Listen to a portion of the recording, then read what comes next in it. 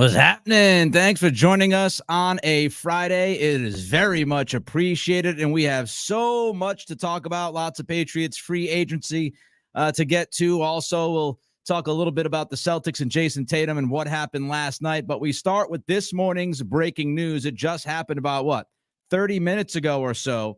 The New England Patriots have re-signed Hunter Henry. Henry and the Patriots are in an agreement. It is a 3-year deal. Ian Rappaport just tweeted out that the Patriots and Henry have agreed to terms on a 3-year deal worth $27 million with a max value of $30 million.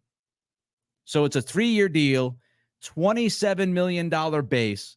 Of course, we'll have to wait and see about the guarantees of this contract because, as we always say, the real money we find out much later in the NFL, right? A lot of these deals come out. Agents are leaking the terms. So we'll see what the true, legit guaranteed money is at the time of the signing. But I've got to tell you, I absolutely freaking love this. And I love it for a lot of different reasons. Let's start here. You needed a tight end. Tight end was a need for this football team. I've been saying the last few weeks that the only tight end that you have on this roster is LaMichael Petway. You needed a bona fide, proven number one tight end. And that's what you get with Hunter Henry. So you have addressed one of the most stressing needs that you have going into this offseason. You have addressed one of the priorities offensively. So that's number one. You fill the need, and you fill the need with somebody who is a bona fide starting NFL tight end. This is somebody, in Hunter Henry, who has proven production. He has produced as an NFL TE1. He produced before he got to the Patriots. He's produced with the Patriots, given all the different circumstances. Let's remember this. When you look at Hunter Henry in a vacuum, you might say, oh, you want more. We want more. But let's not forget, everything is linked to the next thing next to them offensively, right? So when you look at Hunter Henry, he is going to perform, and he needs the help from his wide receivers. He needs the help from his quarterback. He needs the help from the offensive line. And so given the circumstances, Hunter Henry, I think, has been one of the most solid Patriots over the past couple of years. He was one of those signings back in 2021 that actually worked out for you. He is a proven, productive tight end. So that is very good to have on your football team. It's also very good to have on your football team a security blanket, especially when that security blanket is going to be helping out most likely a very young quarterback.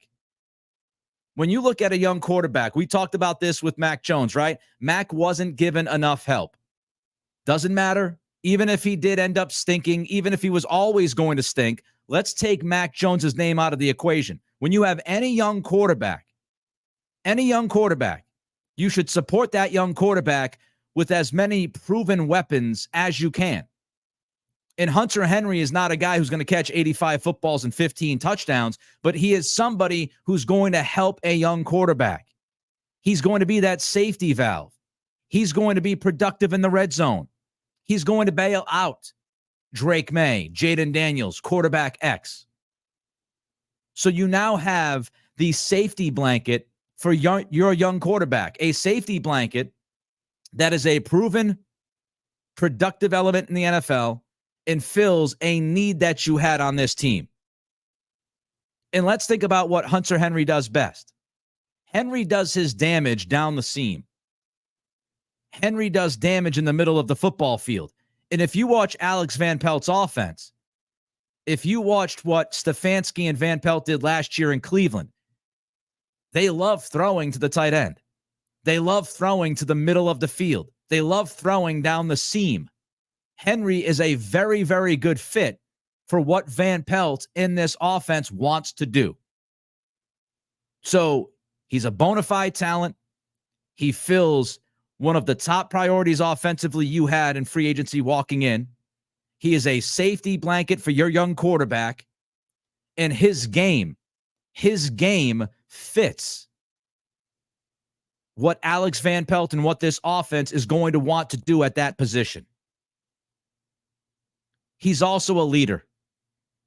You've got to look at Hunter Henry as one of the guys that is the adult in the room. Henry is somebody who has a voice. He is somebody who guys trust. They feel good about when they talk to him. He helps the culture of the team. And if you're Gerard Mayo and Elliott Wolf, and you're pumping the tires about the culture of this team and how you want to rebuild that culture and you want leaders in the room, when you go out there and you say those kinds of things, you've got to back it up with your actions. And giving Hunter Henry this 3-year deal is backing it up with your actions. Leadership. He is a leader for this team, and that is vital. There's going to be a lot of turnover in that locker room. A lot of new coaches, a lot of new players, new leadership in the front office. You need people in the room that feel like that they are adults. They have the maturity, and they can help develop and guide the young players that you bring in. Wolf talks about drafting and developing and keeping the core. You need somebody like Henry in the room to help the young guys that you draft and want to develop, somebody that knows how to do the business, right? Knows he's got to get up early in the morning, knows he has to hit the weight room, knows he has to speak to the media, knows what to say when he speaks to the media, understands taking responsibility and accountability. He's a face, he's a voice, he's a human that can help guide the younger guys until they understand what needs to be done. One other thing about this signing that I love, the urgency. The urgency behind this deal. We're not even into the legal tampering period yet. And here are the Patriots addressing one of their top needs, showing the urgency that is needed in this offseason. They have so many holes to fill, as we've talked about. So many holes to fill. And they're getting right to it. They're not dragging their feet. They're not messing around with anything. They're getting right to it. They understand what needs to get done. They understand the talent they need to bring in. And they're not going to sit around and play negotiating games. And they're especially not going to play around with their own guys. Kyle Duggar, we want you back. $13 million per year, the offer on the table, which I think is a very fair and logical deal when you look at the safety market. We talked about it yesterday. You put that deal on the table. Duggar is hesitant. You don't waste time. You put the transition tag on Duggar, and you move on to the next thing. You stated you wanted Hunter Henry back. You wanted his leadership. You wanted his production. You don't screw around. You have the conversations with Hunter Henry. You understand what his value is in the market, and you hammer out a deal. You don't allow him to leave Gillette Stadium. You don't allow him to walk out that door and go talk to other teams that need tight ends. You get it done. You deliver like that. The urgency has me excited. I'm getting goosebumps talking about it. The fact that this front office is attacking needs and not wasting any time and not sitting around battling for every single cent. Get it done. Sign your own guys early. Don't let them walk out the door. Set the tone. Keep the culture. And by the way, I think it's a very good deal financially. This is pretty much what you would want. I'm actually surprised. I thought that Henry might make a little bit more money than $27 million on the base. Dalton Schultz just signed for $12 million base. So I was expecting maybe, between 10 and 12 million. I was expecting, 10, 11, $12 million, $13 million, probably closer to 11 to 12. So $27 million on the base is a very, very fair deal. Again, it's not hassling over every cent. This is what we think you're worth, Hunter. This is what we're comfortable with. What do you think? Remember the report a week or two ago saying that Henry and the Patriots were, quote unquote, far apart in negotiations. Well, they bridged that gap pretty quickly, didn't they? Getting the deal done. getting it done in a timely fashion, getting the deal not only done, but fairly done for each side. Hunter Henry now is happy. He got what he wanted. He's staying in New England, and he's ready to play football. Patriots are happy. They kept Hunter Henry in the room.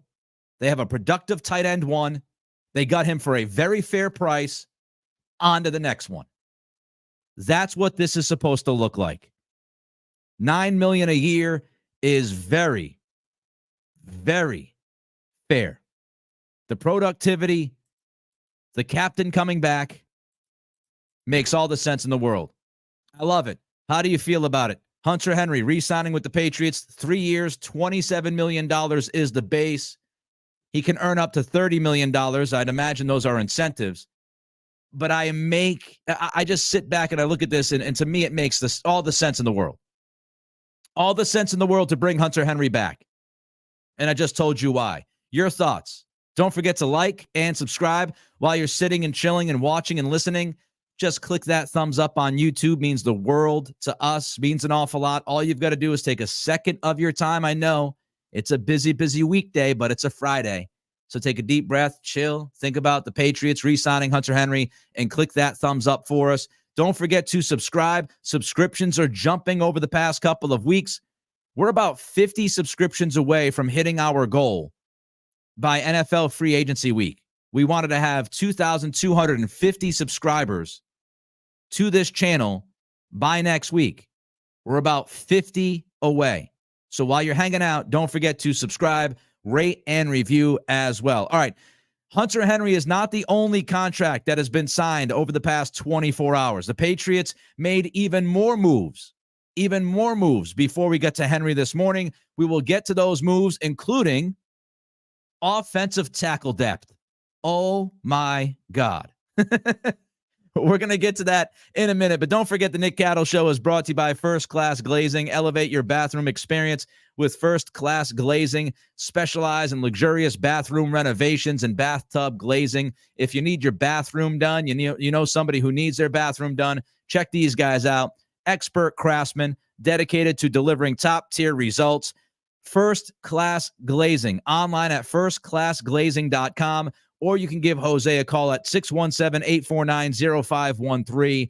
That's 617-849-0513. Some people wonder how they can support the podcast. Well, you can support the podcast in one vital way, checking out First Class Glazing if you're looking at getting your bathroom redone. And if you mention this podcast, you will get a free estimate plus 10% off. Thanks to those guys for sponsoring the program. All right, let's get back to some of the other free agency news as Amstel54 jumps in and says, "In Elliott, we trust." Not too shabby to start. Not too shabby to start. Rye Guy 1462 says, "Henry is a great re-signing. Good start to the offseason." I have absolutely no issue whatsoever about the re-signing of Hunter Henry. And I also think, by the way, that some of the things that we saw yesterday were very smart and will help this football team. So you've got Hunter Henry. He fills the need at tight end. Got him locked in for the next 3 years. Now we look at some other things, right? Alex Austin yesterday. He's been brought back. Makes sense to me. He has the size. He has some of the physical traits to be an outside cornerback. He showed flashes towards the end of last year. And we've talked about the Patriots needing some youth in this secondary and needing youth, especially outside corner opposite of Gonzalez. Jack Jones, obviously, no longer here. J.C. Jackson cut. Jalen Mills gone. You might want to move Jonathan Jones to possibly safety on the back end or move him inside to play some slot. So you need some young developmental talent to play outside corner. And Austin showed some flashes. Bring him back, 1 year, minimum deal. Makes sense. Continue to work with him. Mike Pellegrino, continue to work with him. And see what you have. Makes a lot of sense. Tyrone Wheatley Jr. coming back. 1 year deal, minimum. Makes sense.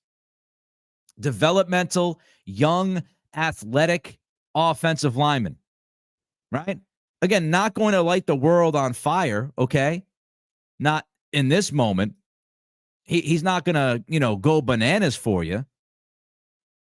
But when you've got somebody who has some size and athleticism and he can play some tackle, it makes sense. 1 year, minimum deal, not going to impact your salary cap.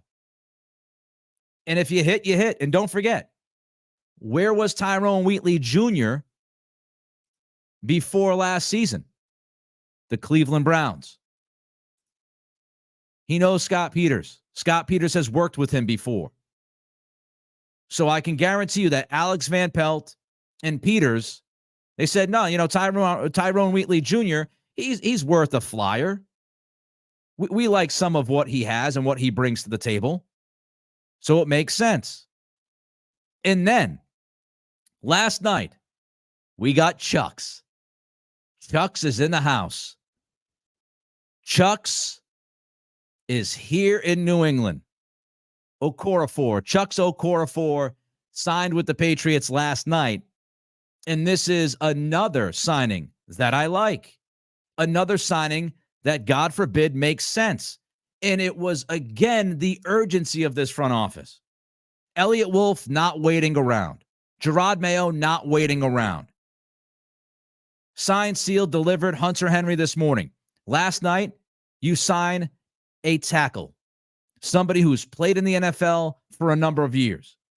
And you had the urgency. You didn't wait for offensive tackle to walk into the room.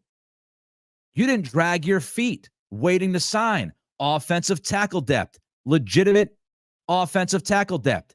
You didn't wait around. You showed the urgency that you need to show. You didn't have anyone really who was a bona fide starting tackle, unless you want to count Onwenu if he wants to play tackle. You didn't have anybody on this roster, offensive tackle left and right side. Calvin Anderson lost year last season. You've got Vidarian Lowe and you've got Wheatley Jr., developmental guys. You needed somebody who could be steady, that you could plug in if need be. And you didn't wait for it. You got it done. You got it done 4 days before the legal tampering period starts. And now, with Okorafor, you have somebody who has started 59 games in his NFL career. It's a 1-year deal, $4 million. He can make up to $8 million. That tells me that Wolf and Mayo see Chuks as a swing tackle. Now, he's played right tackle exclusively in the NFL, but he played left tackle his last 2 years in college. So, swing tackle, 1-year deal, not back-breaking money, but somebody who has started 59 games in the NFL. He's still young. He's 26 years old. And he gives you that depth. He gives you some reliable depth at tackle. Urgency. Filling a need. Not messing around and taking your time and taking forever. Just get the damn deal done if you can get it done. You know he can help your team get it done. And even if Okorafor isn't the greatest thing since sliced bread, we all can agree he is an immediate upgrade over what you had. And that's the slogan for this offseason. For me, just got better. Patriots, just get better. That's the slogan. So if you tell me you just brought in a tackle that has started almost 60 NFL games, is still only 26 years old, is 6'6", 320, has played right tackle in the NFL, played left tackle in college, has the ability to give you that swing tackle depth for a 1-year deal at about $4 million, immediate upgrade over Lowe, Wheatley, Reif, and Anderson, sign me up. You just got better. The Patriots have this huge checklist. They have this long checklist of things that they've got to do. And I love the visual. I love the visual of Elliott Wolf and Gerard Mayo sitting in the room, and already, the Friday before the legal tampering begins on Monday, already they're checking boxes. They're checking things off the list. All right, we're going to continue with a lot of Patriot stuff. I've got my full, complete free agency preview for you coming up, and what I think will happen, what I would do with some of the names now that we know that are out there. We'll get to that in a minute. Don't forget, I remind you to give us that thumbs up. If you like watching this podcast and listening, if you appreciate what we do, bringing that alternative to Boston sports talk, give us that thumbs up. Let's beat that YouTube algorithm. You can give us a thumbs up on Facebook as well and Twitter/X. Also subscribe.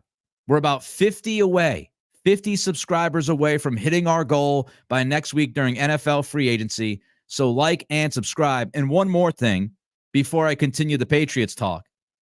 On Monday, we're just a few days away. My Patreon will be launched. Exclusive content for you. $5 a month. It's $1.25 a week. Just going to make some extra money on the side here. $5 a month. Patreon.com/Nick Cattles. We're going to kick things off on Monday. Monday night, I'm going to have an exclusive ad-free podcast for you looking at NFL free agency. We're not just going to look at some Patriot stuff, but we're going to look at the rest of the NFL and what some teams did on Monday. So check it out. Patreon.com/Nick Cattles. Cattles. Only $5 a month. Exclusive content will not impact this pod, but you will get a weekly ad-free podcast. You will get a mailbag. You will get 2 Q&A/hangouts every month to just shoot the ish and have some fun. And we will deliver even more content. I'm thinking post games exclusively to you, some podcasts after some Celtics playoff games and Bruins playoff games. So a lot of things might be developing there. Patreon.com/Nick Cattles, NickCattles. All right. Let's get to our free agency preview. Let's see what's going on, the expectations, the biggest needs, some people who I think will return quickly, some people who we might have to be in wait mode, other people that I think are going to be gone and to never come back. This is the complete Nick Cattles Show free agency preview. Let's begin with expectations.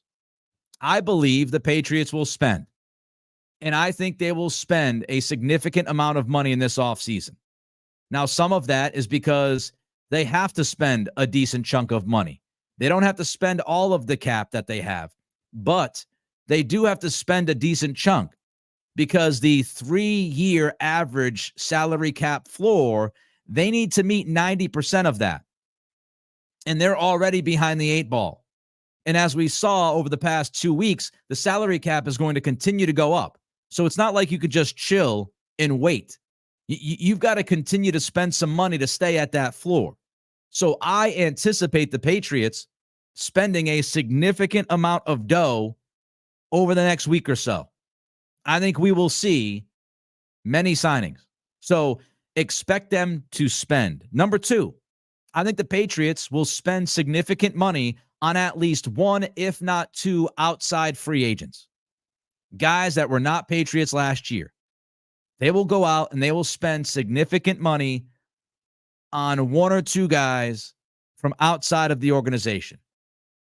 I don't know if you want to call them splashes, big names, whatever you want to call them. I think we will see at least 1 to 2 outside big tickets signed. And I think, as we just saw today, this morning with Hunter Henry, I do believe over the weekend, we will continue to see some re-signings. I think you'll have some guys returning over the weekend. Those are my expectations. They will spend significant money. They will bring in at least 1, if not 2, outside big ticket items. And they will have a number of guys return over this weekend before we get to legal tampering. And it's already begun, obviously, with Henry, as I just mentioned, this morning. So biggest needs, now that tight end is wiped off. I mean, you can go out and get a tight end too, but I'll talk about that in a minute. So when you look at the biggest needs now, tight end off the board. Quarterback. Not necessarily starting quarterback, but maybe starting quarterback. You need a quarterback in the room. It is my belief that Mac Jones will be out of here. I think Mac Jones will be traded. Bailey Zappi, I don't know. He's either out of town or probably the third quarterback, the emergency guy. So you need a quarterback in the room. You need to go out there and sign somebody that you can trust, a veteran, played in the league for a number of years, knows what he's doing, won't constantly puke on himself. So quarterback is a top need. Most important position in the league. Fill it. You need a quarterback. Another big need is a starting caliber offensive tackle. And I actually look at this and I say to myself that you need a starting caliber offensive tackle no matter what happens with Mike Onwenu. Even if you have Onwenu in the plans as your right tackle, you still need somebody to play that left side. So tackle is need number 2. Need number 3 to me is wide receiver. Somebody who you can look at and say, that's our wide receiver 1. Now, the rest of the league might not believe that that guy is a bona fide top 15, top 20 receiver. But you need somebody who is much better than what you have on the roster right now. So go out and get a wide receiver 1. You can utilize the draft and get a wide receiver 2 and a wide receiver 3/4, depending on how you feel about Pop and how you'll utilize him. So that's the third need to me is wide receiver. Quarterback, tackle, wide receiver. Then you look at defense. I'd like them to add an edge, a legitimate NFL edge defender. So that's another need. And I would also say free safety. I like Duggar. I want Duggar back. But Duggar to me is not a free safety. He is not a rangy, sideline to sideline, make plays in coverage kind of guy. He's a playmaker, but he's not great in coverage. I want Duggar closer to the line of scrimmage. I want him as that hybrid playmaker on the 2nd/3rd level. That's who he is. The Patriots need somebody who can be free safety, way in the back, ranging sideline to sideline, and making plays on the football. So that's another need. Those are my top 5 needs. Quarterback, tackle, wide receiver, edge, free safety. All right, we'll continue the conversation here. Don't forget to give us that thumbs up, like, and subscribe. Also, your comments. Always loving the comments at the YouTube channel and Spotify. We get some comments there as well. Rate and review. All of those things help the program. Let's pull up a couple of chats here and see what people are thinking. Patriots Loco talks about Onwenu. I think Onwenu priced himself out the door if he only wants to play right guard. We talked about that yesterday in depth towards the tail end of the podcast. If you want to check it out, it's on the channel. But I tend to agree. If Onwenu wants to play guard but wants tackle money, that's no bueno. Not comfortable paying Onwenu, $19-20 million. We saw Dotson yesterday get the deal with the Rams. The AAV is $16 million. I think that's what the fair price is for Mike Onwenu. The fair price to me is, $15-16 million. I wouldn't mind bringing Onwenu back at $15-16 million and plopping him in at right guard. But I'm not going to pay him $19-20 million. I'm just not going to do it. Ashton Luck jumps in. He says he's glad that Alex Austin is back. I am too. I agree. Sneaky under the radar signing. Outside corner, young, good size, showed flashes last year. I like the idea of working with him. Mom Dog says, great move by Patriots. They're starting off strong. Good start. Good start. Can't really bitch about anything they've done so far, so it's a good start. It's a good start if you don't have to, if you don't have to complain. Where My Entertainer says Chuks is okay, similar to Calvin Anderson. Well, look, here's the thing, though. Third-round draft pick, somebody who is, again, 6'6", 320, but he started 59 games for the Steelers. And people might say, but Nick, he was sat last year. Well, Okorafor was sat, but he started the season as the starting right tackle. He was benched after week 8 because he was unhappy about what the offense was calling and how they were running. This is from Noah Strackbine from SI last year.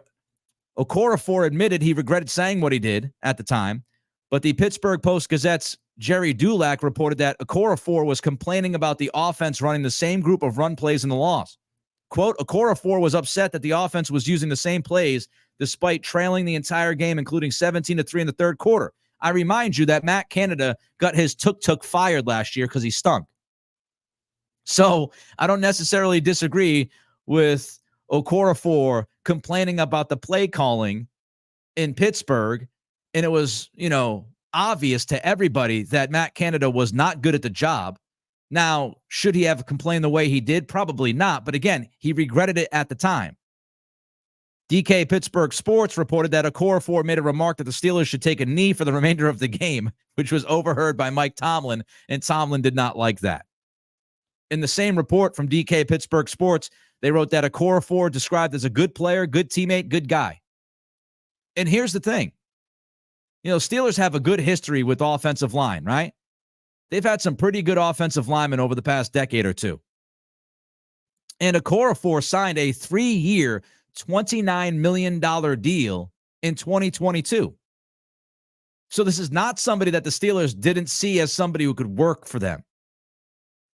They signed him. They signed him to a legitimate contract, 3 years and almost $30 million. That's a legitimate tackle deal. Now, that's not a top end of the market tackle deal, but that is respectable money. So this is somebody that the Steelers in 2022, and he's only 26. It's not like the bloom's completely off the rose here. They paid him just back in 2022. The reason why he was cut was because they drafted Broderick Jones last year in the first round, and Jones replaced Okorafor. So they replaced Okorafor with a high-level, high-ceiling first-round pick in Jones. It's not like they just got rid of him because he stunk. He's a valuable commodity. Now, is he great? No. And he's probably not going to start. But as your swing tackle, he's an immediate upgrade on anything you had on this roster. And he's somebody who was paid real money by the Steelers just 2 off seasons ago. So they cut him because he was due $12 million on the cap. So they had Broderick Jones, first round pick, easily can replace the guy. He said something that Tomlin didn't like. Again, I would not frame him as a malcontent. But they said, okay, we got this guy. He talked a little bit in the locker room. I didn't like what I heard from him.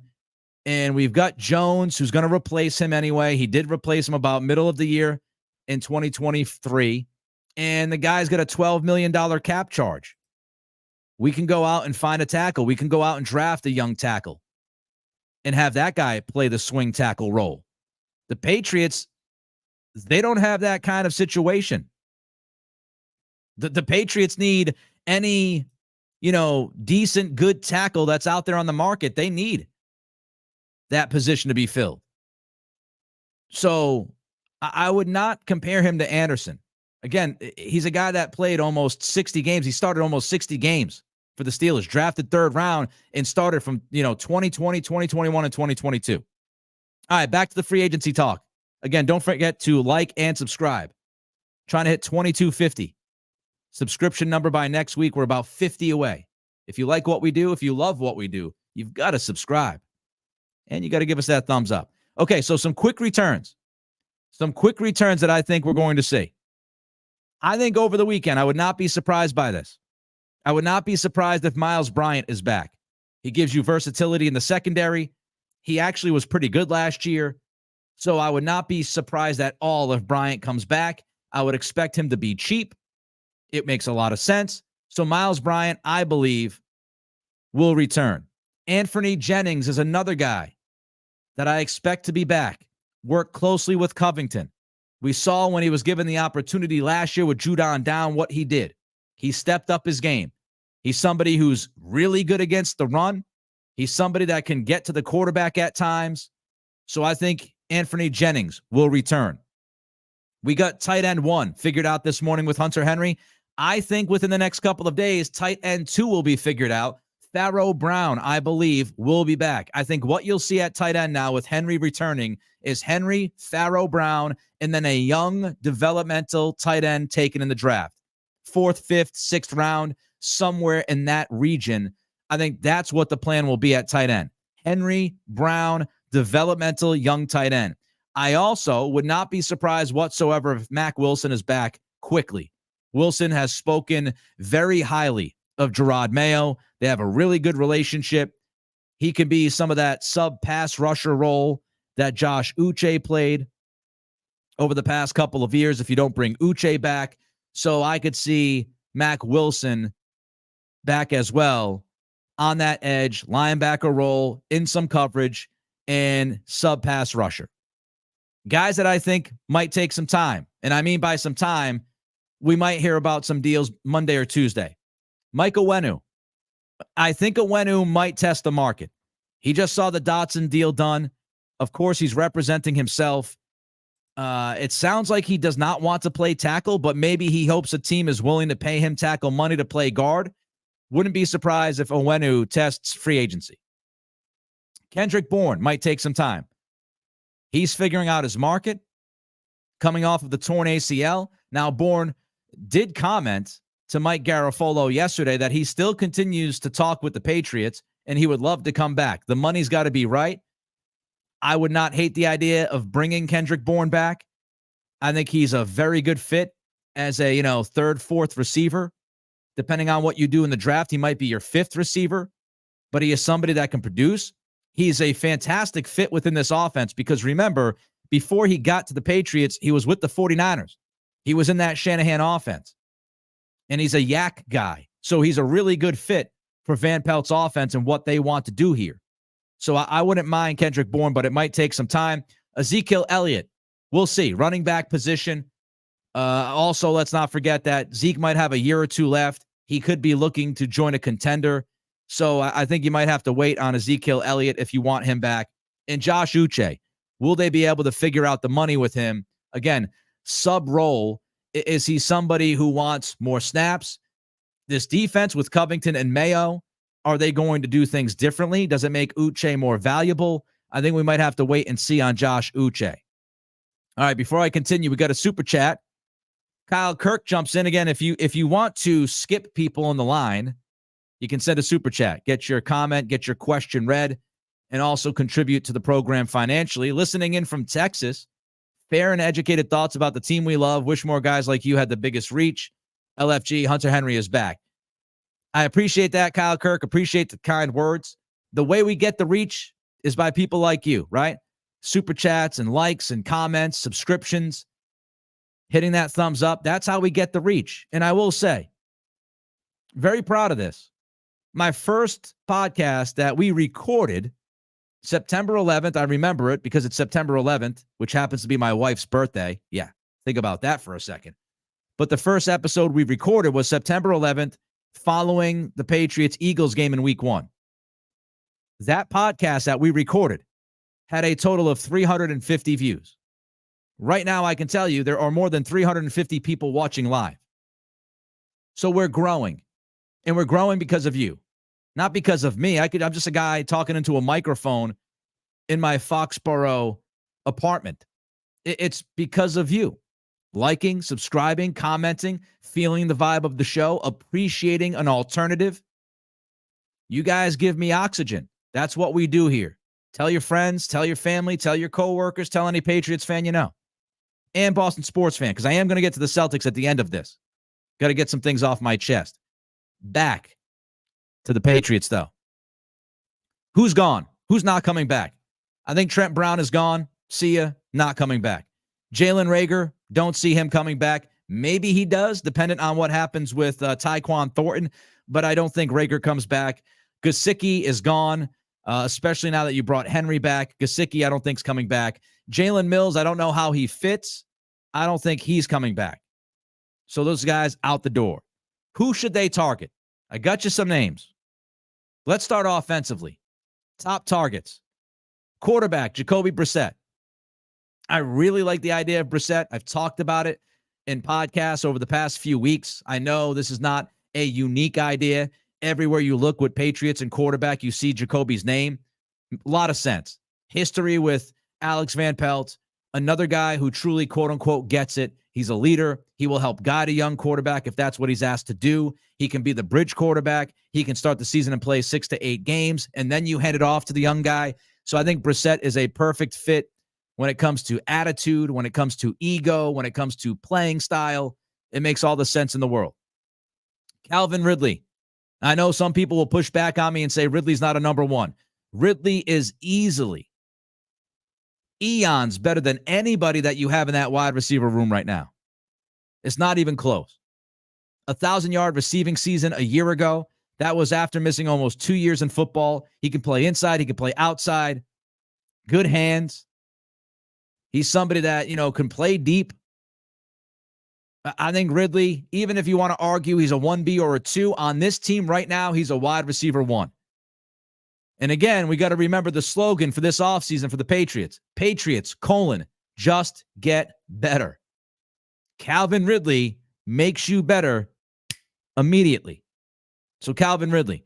I want to look at tackle. Tyron Smith, Jonah Williams. They're on my list. Give them a call. I'm pretty confident that Elliott Wolf has already had conversations with at least one of those guys, if not both of them.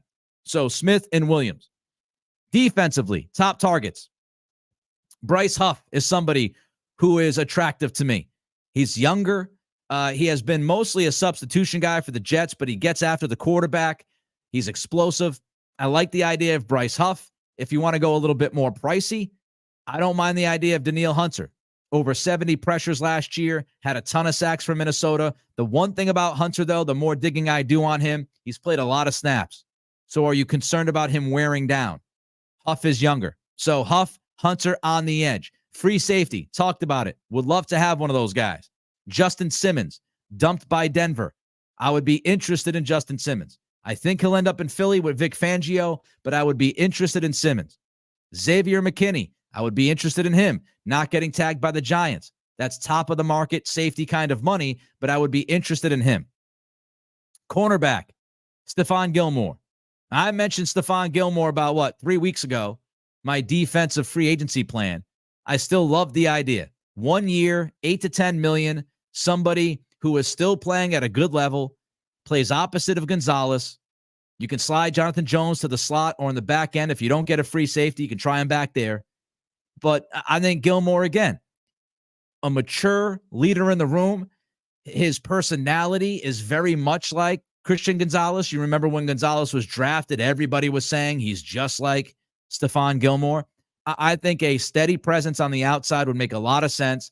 I wouldn't mind Gilmore. Some other defensive guys, if those guys don't work out, Andrew Van Ginkel down in Miami. It's somebody I would look at for an edge player. He's not going to be a guy that plays a majority of the snaps, but he is somebody that you can split with Anthony Jennings and Mac Wilson and make the most of it. You can play Jelani Tavai as well a little bit on the edge, as we saw last year. So Van Ginkel is a name I'd look at. Danico Autry, under the radar guy. All he does is get better. All he does is produce. I would look at Autry if I were the Patriots. And more safeties. How about Diggs and Gardner Johnson? They would also be on my list. All right. Like, subscribe, rate, and review. Patreon, picking up steam. More people signing up yesterday. Some good results. We want to do some exclusive content for you starting on Monday. Patreon.com/Nick Cattles. Don't forget, on Monday night, on that Patreon page, we are going to have an exclusive ad-free podcast looking at NFL free agency, not just the Patriots, but across the board. So you want to check it out. $5 a month, $1.25 a week. I'm going to go out and have some craft beers in roughly, 3 or 4 hours with the wife, okay? I'm going to have some fun at Station 1. So when I'm hanging out there, just think about it, $1.25, $5 a month. That's not even a craft beer. $5 a month, exclusive content, ad-free podcast, mailbag, Q&A hangouts. We're going to do it all. Patreon.com/Nick Cattles. All right. Tony Starks jumps in. Let's do some chats here. They better spend because the other 31 teams looking to spend as well, and especially in our own division. They're going to spend. They are going to spend. I think we should absolutely expect the Patriots, as I said earlier on in this podcast, to spend a significant amount of money. Now, I'm not going to sit here and give you an exact figure, but, I look at it and I say to myself, the salary floor, the needs of this team, the cap space they have, I think you should expect them to spend significant amounts of money. Kyle C. says, interior offensive line is a slept-on need. Andrews might be still in the air if he's retiring. Strange injured, so ideally needs more time. I actually think interior offensive line, when you just look at depth purposes, is better off than a lot of other positions on the offense. I honestly believe that. So, I mean, when you look at it, you just invested picks in Mafi, So, James Andrews. You've got to develop those guys. And Cole Strange, yes, he's injured. He's going to miss, it sounds like, possibly the beginning of camp. But, hopefully he's out there. Hopefully he's out there. And that they are able to get him healthy by September. But you spent the first-round pick on that guy. That's a major investment. So looked pretty good. He wasn't great, but he looked pretty good. Again, you continue to develop him. David Andrews, no word of him retiring. I think we would have heard by now. He said at the end of last year he felt like he still had some gas in the tank, so I think Andrews is going to return. Now, could you go out there and draft a guard? I wouldn't, because, again, you spent 3 or 4 picks on interior line last year. But could you go out there and sign a depth piece? Sure, you can sign a depth piece. But I mean, slept-on need, as Kyle said, it's really difficult to say that interior offensive line is a slept-on need because you have so many needs with this team. I mean, you've got a lot of needs. By the way, the Bruins just made a trade. The Bruins have traded for Pat Maroon. So he makes sense, right? He's got good size. He's got physicality. He's a fourth-line guy before you get into the playoffs. So it looks like the Bruins have traded for Pat Maroon. Pat Maroon is a Bruin. So Pat Maroon is a Bruin. Hunter Henry remains a Patriot. Good stuff. Let's jump to the super chat. I see I got a super chat here. Rob D says, have a great weekend, everyone. Should be a fun week. I'm telling you right now, Monday is going to be bananas. I don't even know what I'm going to do. We're going to do a podcast at 11 because we always do a podcast at 11. But I am fully ready for the legal tampering period to take over my life on Monday. I might end up doing a breaking news, 3-hour podcast in the middle of the day, eating lunch on YouTube. It might happen. So it's going to be a wild weekend. It's going to be a fantastic week. I am excited. And then after we get through with that, we've got the draft. Just keeps rolling. Just keeps rolling. All right. Some quick thoughts here on the Celtics. Appreciate your chats. Great game. Drama last night against Denver. Jaylen Brown was on one, except from the free throw line. My goodness. But I loved Brown's mentality. After that Cleveland game the other night, Brown came out and said he thought that was a mentality loss. And I thought the guys would come out last night with a little bit more urgency than they did. But Brown had that right mentality. He was attacking from second number 1 of that game. And you could tell the urgency was there on both ends of the floor. So I thought Jaylen Brown was mostly fantastic last night. He kept that team in the game. If it wasn't for Brown being on one, Celtics would have lost that game by 10 to 20 points. They showed great fight at the end. I do want to give him credit for that. How about Drew Holiday? I was hoping I woke up this morning with the confidence of Drew Holiday. That dude couldn't throw it in the ocean in the first 3.5 quarters. All of a sudden, he's knocking down critical threes with under 3 minutes to go. So shout out to Drew Holiday making some big shots. Celtics had a chance to take the lead in that game, which to me was unbelievable given how it went. But let's get to the biggest issue. Let's get to the issue that everybody's talking about today. Jayson Tatum. Tatum's been excellent this year. Been tremendous. He has grown in so many different ways as a basketball player. Playmaking, vision, maturity, leadership, post play. A lot of ways he has improved. Last night, he was a complete no-show.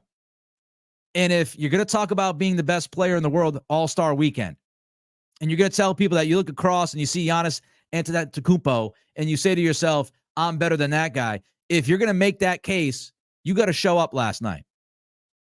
You can't walk out there like it's a Sunday morning at the YMCA. And that's how Tatum looked last night. He looked disinterested in long stretches. He looked like it was a Sunday morning at the Y, hanging out with his buddies on both ends of the floor. Offensively, he was passive. Defensively, he was passive. And defensively, low IQ basketball at times from him, which is unusual because Tatum is a very good defender when he is engaged, when he's embracing the challenge. And last night, he did not embrace that challenge. He did not get engaged. And it was a rough watch for him. Low energy kind of night for Tatum. Sloppy with the basketball, 5 turnovers. It's just sloppy left-handed bounce passes into traffic. Stuff you just can't do against the defending champions.